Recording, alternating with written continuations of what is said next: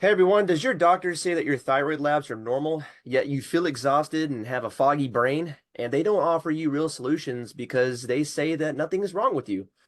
Well, what you're feeling are warning signs that something is actually off. Hey, stay tuned as we discuss natural solutions to helping you heal your thyroid. And today, I have with me a really awesome guest. I have Teresa Greco, who's a functional and integrative nurse practitioner, traditional naturopath, who specializes in cellular healing. Teresa, how are you doing today? I'm great. How Expecting some warm weather here, so doing really good. wish it were that way here, but we're not quite there yet. If you folks would stay over to the very end of this video, we got an awesome freebie that we want to give out to you that would help you along your way to reaching and achieving optimal health. But in the meantime, let's talk about thyroid health. How many women are you seeing today, or have you seen in the past, that still struggle with thyroid conditions? More than they know. Often folks come to me and they know they have a certain set of symptoms, but they've gone to their regular doctor, their family practice doctor, general practitioner. They run their, traditional labs and they're told, hey, everything looks good. So they think that everything is fine lab wise, but they know that they don't feel well. They know that something's still wrong. When I take a deep dive and look at their lab work and we run some other tests, we find that things aren't as great as what they thought. There's a difference between normal range and what I like to call that sweet spot, like the baby bear, just right, the optimal range where things are in the functioning range. The other part of it is that sometimes, because of what's going on inside the body, our levels in our bloodstream may be in normal range, or even they could be in optimal range. But if things aren't going well inside the cells, then things don't go well at all. Things aren't the way that they seem. Some great points. And you brought up some topics or words that our viewers may not be familiar with, and that is functional and our optimal ranges, functional ranges, and normal ranges regarding labs. Now, Yeah. you're a functional and integrative nurse practitioner. What is really the difference between what you're talking about in terms of functional and integrative, and how did you kind of come into this role? Because most nurse practitioners are, I guess, what you would call conventional, but how did you get into this role of integrative medicine or functional medicine, real quick? Yeah, so functional medicine, just as in that term, I know it's more familiar now than what it was perhaps like a decade ago. Functional medicine is different than conventional. I was trained as a conventional family nurse practitioner, and I was taught here's what we're looking at, and here's the certain ranges. And here's what we do. We find it, we have something go on, we give it a name, we call it a disease or give a diagnosis. And then oftentimes the treatment plan, it really is just a medication in functional medicine, or if you think of all disease and disease processes as a tree, in Western conventional medicine, everything above the ground, all those branches and the leaves that you see, that's all of the symptoms that you're having. That's all the names of what's going on, the diagnoses that or disease names that you've been told. What is going on below in the root system, that's why the tree is grown, right? So in functional medicine, we're looking at the why. We want to know why in a real, broad term. If I step on a nail, my foot hurts. The why is because I got a nail stuck in my foot. So in terms of something like thyroid disease, if I'm experiencing symptoms of thyroid disease, brain fog, fatigue, cold, inability to lose weight, things like that, thinning hair, dry nails, dry skin, constipation, those are all symptoms of thyroid dysfunction. I want to know, like what went on down here that's causing all these manifestations, these symptoms. And sometimes the why isn't as apparent when we look at traditional blood work, because when we look at traditional blood work, we're looking at the levels in the bloodstream of certain hormones, which are messengers. And sometimes those messengers can't get into a cell that doesn't work the right way. So our blood levels may be fine, but really what's going on is deeper than that, and that's dysfunction in the cells in our body. Really good, elaborate response there. And why do you think that conventional medicine versus functional medicine, it seems that in a conventional approach that they isolate body symptoms, but we know that all of the body systems are interconnected and they all come together. And so the thyroid is often something that is kind of framed like Roger Rabbit, as I say. Yeah. it's not the person at the crime scene that committed the crime, but it's usually framed as if it did. Uh, Right. why do you think that is in conventional versus functional? Really good question. Thought about it a lot. So I think what has happened so in the medical system that we know today is really has been kind of birthed and growing over the last 100 years. The way medicine was practiced before the turn of the 20th century, before the Second World War, was way different than the way it's practiced now. We've had things that have transpired since when any war happens, it necessitates finding different ways to do things. You know, we came up with ways to create things to protect our country, things to protect other countries. And in the process of doing that, things change in the way we just take an approach to a lot of different things.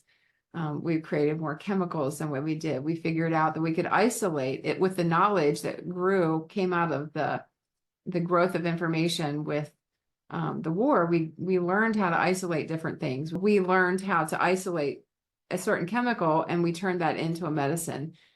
Part of that came out of the development of antibiotics, where we were able to isolate certain things to treat infections, and that just kind of grew into what became now pharmaceuticals. So we know how to isolate a chemical, turn that into a pill, and that is a treatment for a certain kind of disease in the body.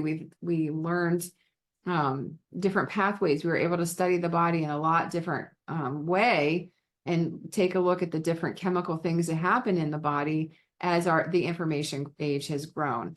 And so medicine grew to be where we are focusing on the changes in the pathways and how we can kind of, stop those changes from happening. Whereas before we used to take a much more holistic approach, and now functional medicine kind of brings it all around. And I'm also a traditional naturopath. So that means I'm also looking at natural ways that we can do things instead of just single chemicals to treat single symptoms.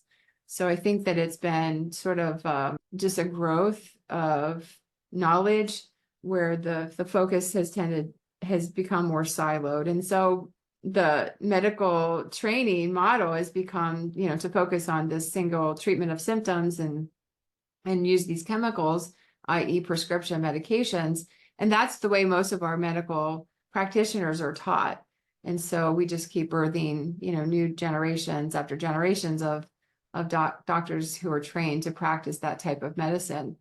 And the reason functional medicine, how it came about, was that there was a physiologist and a doctor who realized we're missing something. We need to look at the why and go upstream instead of looking, downstream and treating the downstream effect. And so they actually looked at it from a chemical standpoint, but they looked at it upstream from a more systems approach instead of a real siloed approach. And that happened about 20 years ago. And it's just been kind of growing. The functional medicine movement, if you will, or re-educating of providers has grown over the last 20 years or so to become what it is today.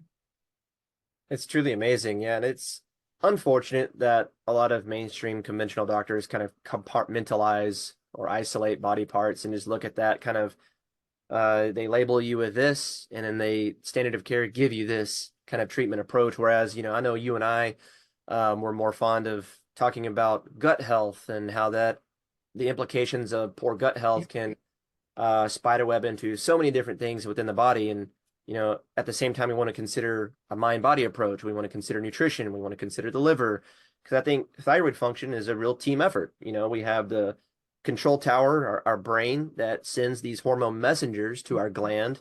But we have things like the gut, the liver, our circulatory system that carries these messengers around and delivers them to the target cell, which I think is where we want to really hone in at. With the cell being inflamed, how can these messengers truly get in to deliver their message so that the body can function in an optimal way? And just so many doctors really aren't, I guess, informed. They're misinformed, and they're not teaching their patients this. And it kind of leaves them misguided, and their relationship is not that of a relationship at all, where they're educating this individual, the person.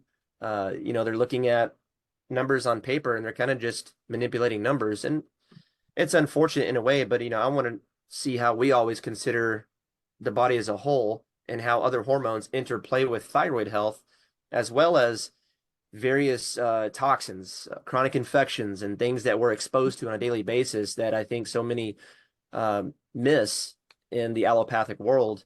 It's so essential to consult with on individuals because maybe they have, we can catch autoimmune before it ever kind of comes to surface 10 years prior to them getting that disease or condition, dysfunction. People don't know because they're symptoms that their doctor kind of ignores. And by the time they get the condition, they already have primary hypothyroidism that's driven probably by the autoimmune component. The American Thyroid Association here states that 20 million Americans are affected by this condition. I'm sure it's a lot more than that from just non-reporting and those who don't go to the doctor, but it's an epidemic. An autoimmune disease is an epidemic, and Hashimoto's is so prevalent with women today. What is the gut thyroid connection here that you've seen working with women throughout your experience? It's a great question. There's two different things that happen with thyroid disease. And we'll talk about the gut health. First, let's talk about how the thyroid hormones are produced. So the brain, when we measure our TSH, it's thyroid stimulating hormone. It's actually the anterior pituitary gland. It releases a hormone that tells the thyroid to make this hormone called T4 for short. It's a really long name. I'm just going to keep it T4 for simple. The brain tells the thyroid, make T4. And the thyroid's like, okay, I'll make T4. So it makes T4, and then that gets converted to another hormone called T3, and that's the usable form. That's what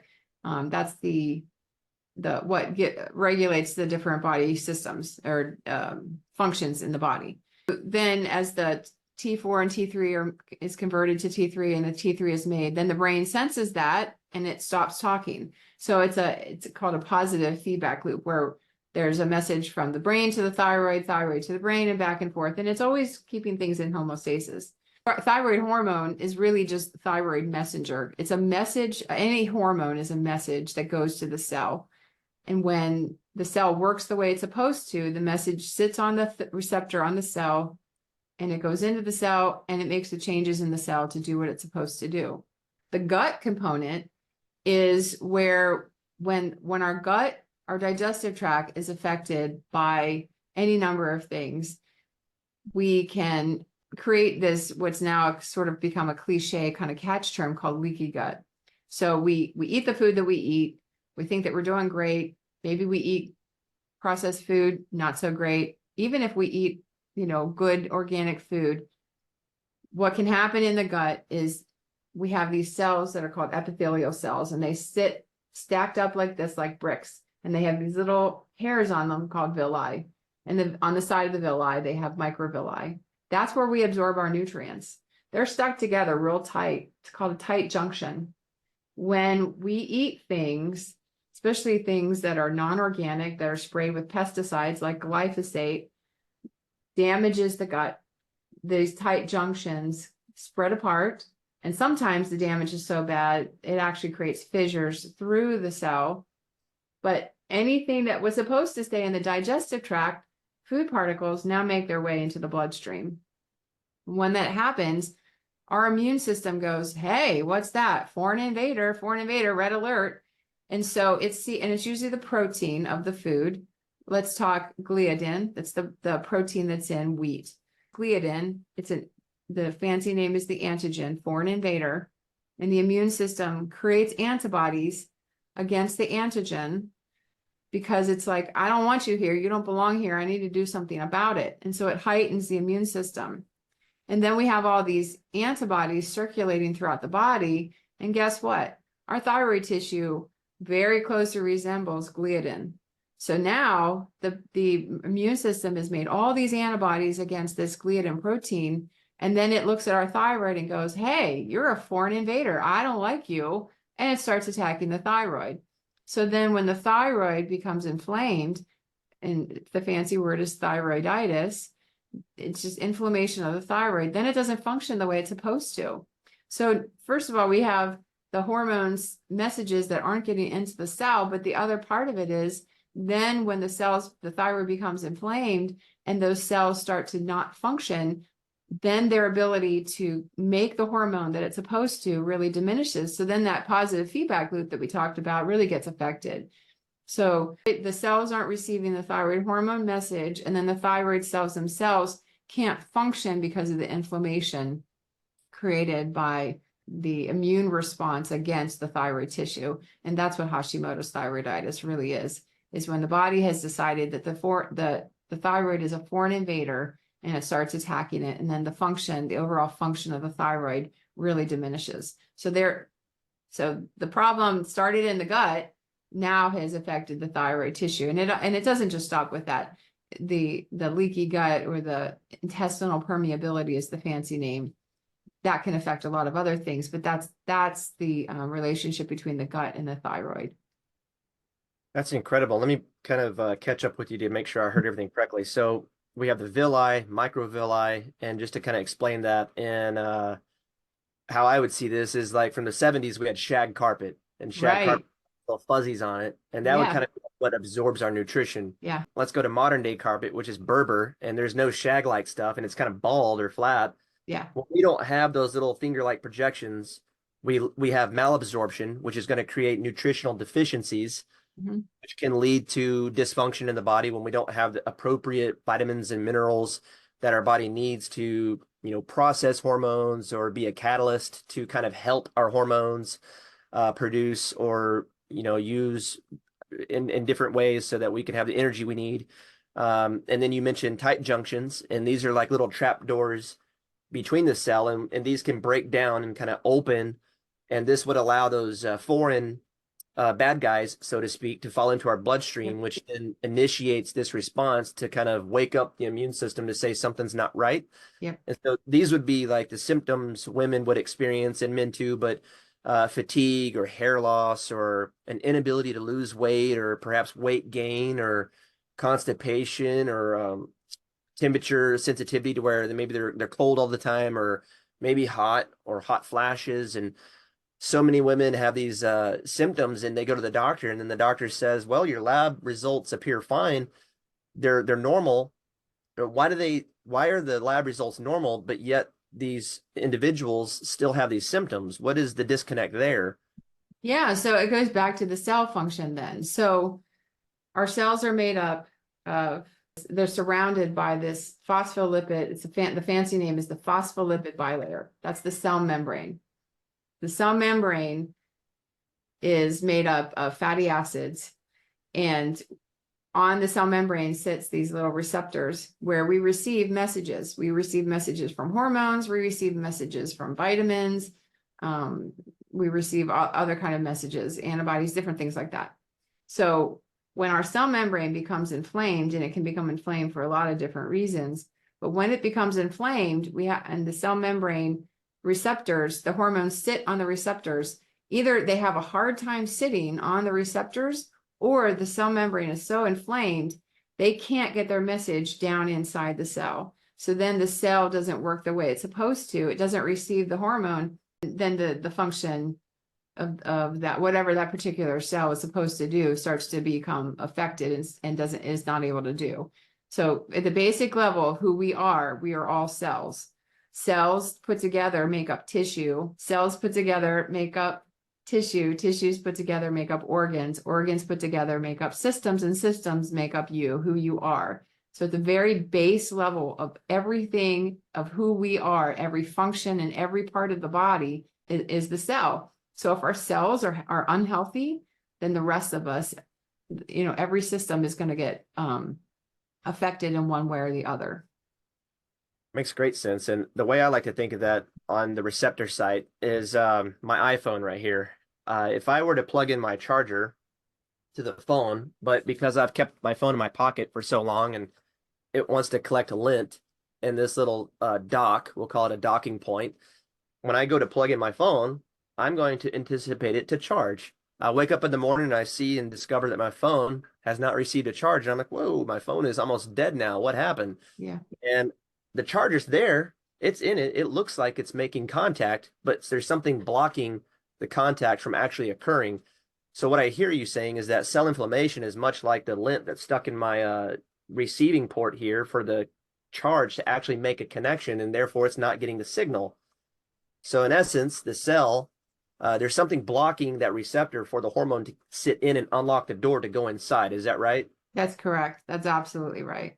One Okay. one of the other thing I wanted to mention too. So let's go back to talking about the leaky gut for a minute.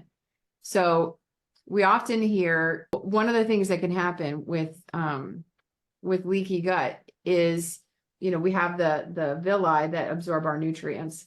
So when I have intestinal permeability or leaky gut and that wheat protein comes in, then my body becomes sensitive to it. So I'm not allergic to it. There's a different kind of antibody that gets produced when I have a true blue allergy. When I'm allergic to something, there's an antibody called an IgE antibody that's released. That's like if I'm allergic to a bee sting, I get stung and then I swell up, I get welts and my throat swells. That's a true blue allergy. This is different. It produces a different kind of antibody. These are IgG antibodies or IgA antibodies. By nature of those antibodies, the way they work, if we avoid that food for a certain amount of time, in theory, the population will diminish and eventually go away. So that's one thing that we can do to help resolve some of the sensitivity to the gluten. But the other thing is, when I have celiac disease, those villi don't just get, it's not that I just have leaky gut. Those villi actually, they fold over. They don't absorb at all. That person who has celiac disease probably can never eat gluten again because their villi just simply fold over. That's different because that's a genetic predisposition. Now, there's a lot that can be done with cell inflammation to help turn off those genes. But so the effect on the gut for celiac disease is a different kind of effect than somebody who simply has the intestinal permeability. So we have to look at both things. Can one lead to the other? Absolutely. I can have celiac and I can have Hashimoto's at the same time. But celiac disease actually causes the villi to fold over. There's a lot of malabsorption that can happen because the surface area, these little fingers of the shag carpet, if you will, they can't absorb anything if they're all folded over. So people with celiac really have to avoid gluten like indefinitely until we can repair the damage. And that's the other thing that happens, even with leaky gut. If we avoid the food, that's going to help reduce the antibody production, but we really need to work on repairing the damage that happens in the intestinal lining so that we can turn some of this stuff around. And that's where we're looking at the root cause. That's awesome. And I know root cause is something that's talked a lot about today, of discovering what is actually the trigger to a person's autoimmune condition, whether it is Hashimoto's or lupus or rheumatoid arthritis. The underlying mechanism is the same, is that their immune system has kind of betrayed them and it's now attacking their body's tissue. And it's just manifesting of whatever their genetic predisposition is, whether it's their joints, their liver, their organs, their heart, their brain, etc. What are some of the key steps in restoring thyroid health? Like, what are some things that people can do? I know you mentioned, you and I are both trained in obviously a process of removing the source of toxicity and discovering and locating where that source is, regenerating these cell membranes and restoring energy to the body and the cells and reducing inflammation. But what are some steps that people can do that they can actually help improve their quality of life and maybe reduce the autoimmune component to their thyroid? Yeah, the very first thing I have people do when I have a new person come through my door, the very first thing I do, I say, before we do anything else, we have to eliminate the 5 big things that are the biggest culprits in food sensitivity and that, the 5 things that cause the most damage to the intestinal lining, that leaky gut. So we're talking wheat, dairy, corn, soy, and eggs. Those are the 5 big things that most people are sensitive to. We got to So all the remove foods that a lot those. of people probably eat too. And that's usually I usually have this like deer in headlight look, and they're like, "You want me to change my diet?" I really do. So that's number 1. Number 2 is I want you to think clean. We need to eat clean. Clean up the way you eat. If it didn't grow out of the ground or come off of a tree, if it doesn't look like the way God created it to look, then you probably shouldn't be eating it. If it came out of a can or now, okay, I'll just put a little disclaimer. I do eat canned. I had just opened up a can of organic tomatoes last night to make soup. If it comes out of a box or a can, it probably has been processed so that it's not what it originally did. So the nutrient content goes way down. If you look at that label and it has so many names that you can't pronounce or you don't know what it is, you don't want to put it in your body. So remove the processed food. The other thing is eating as much organic as possible. One of the things that causes more damage to the digestive tract than just about anything else is glyphosate. That's the fancy name. The brand name is Roundup. That chemical alone is sprayed on most food that's not organic. Just by removing that chemical, you can really help to alleviate some of the influx of damage to the digestive tract, to the intestinal lining. So, and I know organic can be expensive. So go to the Environmental Working Group is this amazing nonprofit that put together this list called the Dirty Dozen and the Clean 15. So here's the Dirty Dozen. If all you do is just look at that and go, I'm never going to buy non-organic of this, apples, strawberries, peppers, tomatoes, those are some big ones. If you just buy organic that and look at over here, the clean 15, those things aren't sprayed as much. So you might have a better chance of avoiding the glyphosate if you don't have the money to eat off of the clean 15, that's fine. At least stick to the Dirty Dozen. Don't eat that because that can really damage the gut. And the other thing is one of the biggest things that really affects the cell membrane. Remember I told you it's fatty acid. It's a fatty acid layer. So if we're eating things that are seed oils, so canola, corn, sunflower, things like that, or if we're eating oil that has gone rancid, things, old oil or oil that has been raised to a temperature where it turns rancid, so fried food, then those fatty acids come in and they displace all the good fatty acids that are on that cell membrane. That's a big one for some of the cell inflammation right there is those bad oils, the trans fats, the rancid fats, the seed oils. That's a big one. And then probably the one that most people don't realize, or maybe they realize and don't want to give up, is sugar. Sugar is very pro-inflammatory. Removing sugar from the diet is a game changer when it comes to just immediately being able to have an impact on the way our body regulates blood sugar, which can affect inflammation too. It will affect some of the cell membrane inflammation, and it'll also help to just allow our body to use other things for energy rather than simply sugar itself, because sugar is, that means things that turn into sugar easily too. So simple, anything white bread, white pasta, white rice, those all turn into sugar pretty quickly. So when I have somebody come through my door, those are the things I tell them. And I usually get the deer in headlight look, but then if I told you that just doing those things and I didn't tell you to do anything, is that worth it? And most people, it's worth that. The very first thing before we do anything, whenever we coach people, is that remove wheat, dairy, corn, soy, and eggs, because those are probably the most triggering pro-inflammatory foods. And if we can get those things out of the diet, we're going to make some very quick progress to feeling better. And this could be like, hey, more energy, or I feel lighter the next day, or I've noticed some improvements in my foggy brain. And I notice that my cognition, for people that have a lot of tasks and have a lot of meetings or a lot of deadlines, that having our very good business acumen and mental acuity is important for having clarity. And then you're saying that think clean. And I'm glad you brought up the ewg.org website. We all give, the clean 15 and the dirty dozen. And I know the number one thing that's always on that dirty dozen are strawberries. They're the most sprayed and the most toxic of that glyphosate, the herbicide, which is very damaging to our gut and the liver. And then you said eating as much organic as possible due to that reason, pesticides and herbicides. And I'm always trying to tell people too, as we coach them, that, hey, we're here to meet you where you are. These are the five big things, but obviously let's focus on what's most practical for you to do right now and see what we can help you because think of it as a trade-off. I would rather spend my money toward eating clean, real, organic food versus spending my money toward doctor visits and medication. Yeah. I think the trade-off is way much more valuable Yeah. putting real food, nutrient dense food into my body. And you said avoiding seed oils is a big one. I'm in Texas, and I like to consider Texas as kind of the South.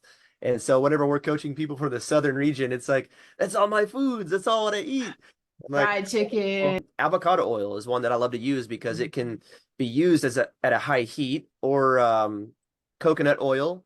Nutiva, I think, is a brand I like to use. Beef tallow Yeah. is another cooking fat that I love to use. And these can be used for frying or be cooked at high heat, so they're more stable and they won't go rancid and create stress on our body. So seed oil is a huge one that still a lot of people consume on a daily basis. Yeah. And Get then an air fryer. I just made wings for it was for Super Bowl weekend. I made wings in the air fryer. They were free range, organic chicken wings, and I just baked them in my air fryer, and you wouldn't have known the difference. They were crunchy, just like I deep fried them. that's That's a awesome. good workaround for that.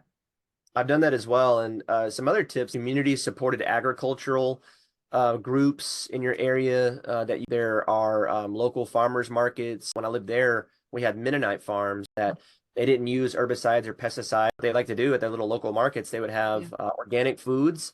They might not be USDA labeled organic, but they would still practice the same practices there. Yeah. And you could get really good clean foods. And so things like that, community supported agricultural groups or local farms that you can go to and support your local farmer to get clean foods, grass fed as much as possible, pasture raised, free range chickens and birds, Wild caught fish. eggs, and wild caught fish. These are just simple changes that people can make every day on their. It's about becoming 1% better each day on 1 hour a week. What can I make a change on this week? If it's focusing on the type of oils you're going to use, focus on that. Yep. If you want to work on this week, eliminating wheat, dairy, corn, soy, and eggs, do that. And then see how you improve. Try to eat as organic as much as possible. Focus on one goal and then work your way up. Really awesome advice that I think people can take away. Everybody probably takes a ton of supplements. Are there any key supplements that you think everybody should be taking for improving their thyroid health? The very first thing I always give someone is a whole food multivitamin and multimineral. Most people don't get what they need in their diet, especially women who tend to want to watch their weight. They skimp and cut corners their meal. They might, skip a meal, or their meals might be smaller, or they don't get enough variety, or maybe they eat out more than they should. So a whole food multivitamin to kind of fill in the gap on some of those nutritional things is the first thing I always recommend. The second thing I would say everybody hands down needs is a vitamin D supplement. Most people are deficient. The only way that we get vitamin D is by going out into the sunshine for 15 minutes with no sleeves and no shorts. And I know you live in Texas, so you're already getting warm weather, but I'm in Pennsylvania and sunshine is not on the radar for a long time. So even living in a southern state, most professional people who are, very career focused, we don't get outside. I live in my office, 12 hours a day, 6 days a week. So I don't get outside as much as I used to when I was a kid and I was on the playground all the time, So a vitamin D supplement mixed with a little bit of vitamin K to help for absorption. That's the second thing that I always recommend. And then the third thing I would say is I rotate through probiotics. Remember, we're talking gut health. So our gut is made up of a bunch of different friendly bugs, good bugs, or should be made up of a bunch of friendly bugs. And most of us who have a really yucky diet and eat too much sugar have an overgrowth of candida. And so, which is a kind of a yeast that creates all kinds of symptoms. The gut is always replenishing itself. The microbiome is always replenishing itself. And our microbiome is responsible for our mood, our immune system, our hormones. It's our third brain. So if we can take on a monthly basis, rotate the kind of probiotics and take a good variety of different microbes in the supplement, that's, the third thing that I usually always recommend. Then the other supplements that I recommend focus more on cell health. So I look at things like phosphatidylcholine, omega-3 and 6 fatty acids in the right ratio, because that's going to support that cell membrane. I always recommend a methylated B complex. That's for a whole nother topic of something called methylation, which is a fancy pathway in the body that does things like help us detoxify, help us create energy, help us to convert hormones. I would always recommend that. And then finally, the other thing is I recommend, usually if the multivitamin doesn't have a good variety of minerals, I recommend trace minerals because they're really helpful in also filling in the gaps in some of the different pathways in the body. So it's 5 things that I recommend. And then if you really want to get fancy, I usually recommend something for liver support, something that's going to help the livers, like the washing machine. So it's going to help support the washing machine to help to remove the toxins from the body. So, and then finally, specific to thyroid, easy peasy, you don't even need to take a vitamin. 1 Brazil nut a day will give you all the selenium and zinc that you need to support your body, because that's one of the minerals that's used in the process of converting T4 to T3. So if you eat 1 Brazil nut a day, you get all the selenium that you need. And then if you really want to go hog wild, iodine is the second element that's needed, and you can sprinkle a little bit of kelp. Kelp, it's called dulse, kelp flakes onto your food, onto your salad, and that'll give you all the iodine that you need. So specific to thyroid help is selenium and iodine. A lot of great points there and great takeaways for supplements that I think people appreciate. One I wanted to chime in on was the liver, because you mentioned that it's the washing machine, and it's our detoxification organ. It filters the blood, it has so many different responsibilities, but the liver is where T4 and T3 convert. So T4 is transported to the liver and it's converted, I think, primarily by the liver to the active form, which is T3 that our body uses. Yep. A lot of people these days have a sluggish liver, and if they can work on taking the load off of their liver, so making it a lighter load, as that washing machine doesn't need to work as hard, it will probably help with their thyroid too, in terms of that liver being cleaned up. Yep. And so those are some great takeaways. Well, this has been really awesome. What people can do is, clean up the diet, obviously.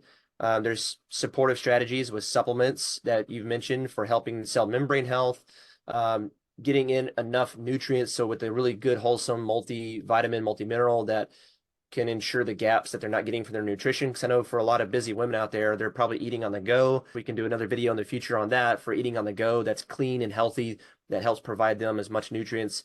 That's a substitute to trying to go to fast food places, because it's still processed and we want to avoid that as much as possible. But practicality in that is that probably a lot of women don't have time. And so we can speak about that at another point. And then you mentioned so lifestyle modifications, dietary changes, supplements, and anything else that we can give our viewers here a call to action to take away as something that they can do to help with fatigue and brain fog. Make sure that you're managing your stress. Stress affects so many things in the body. So things that you can do to manage your stress would be taking time to breathe. When we're stressed out, we take real shallow breaths. We don't deep breathe. So take time to breathe. Take time to meditate, where you calm your mind and focus on one thing. You do need to take a step back and give yourself a mental vacation. I have an app called Inner Balance. It's something different. It's heart rate variability, which is another stress reliever, but insight timer.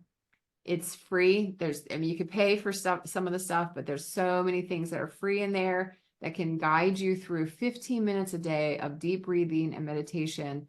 Will help to calm down that fight or flight, where the lion is chasing us all the time. That's the sympathetic nervous system. And it'll stimulate the vagus nerve, which turns us over into parasympathetic, that nice peace and at ease, rest and digest. If we're in sympathetic all the time, our digestive tract is going to get affected by it. So the insight timer really helps with that, with deep breathing, meditation, things like that. And then the other thing is sleep. If you can't get your mind to turn off, if you wake up in the middle of the night, that's cortisol, and that's a whole nother topic.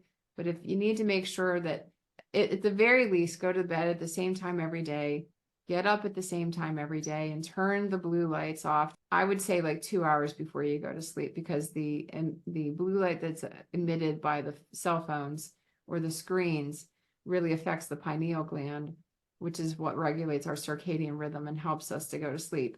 And guess what? I use that Insight timer to go to sleep at night. My favorite is to listen to the sound of rain. It just calms me down. So I just focus on the rain and I go right off to sleep, and it works like a charm. So those are the two other things that I would say are free. You can do those without paying anything, but really go a long way to help affect our gut health, our thyroid health, because we're calming down the excitatory sympathetic nervous system, and we're really stimulating the vagus nerve to kind of calm down and go into the parasympathetic mode instead. That's really awesome. Really appreciate those two apps. I've never heard of Interbalance or Insight Timer. I've always personally used Headspace. And back when I was going to school and I was a dump truck driver, I did this 2 times a day, right before I left for work and then right when I got home from work. So right when I crawled up into my truck, I would just put on my Headspace and I started at 3 minutes, but I had worked up over time all the way to 20 minutes twice a day. And it was just the most relieving thing. It has guides that you can have there to kind of help you go through the whole process if you're unfamiliar with it. And I would always just focus on Psalm 1, verses 1 through 3, and I'd recite that over and over in my brain. And such a relaxing thing to really take you out of the mundane worry of the world and kind of bring you back to this inner solace of peace and tranquility. And it was really good to kind of help bring everything back down to a normal level and let you know that things are going to be all right and you can persevere and continue to endure.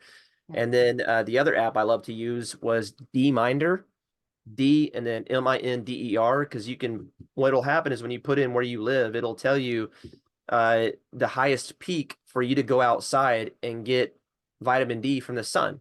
That's probably the best way to get nice.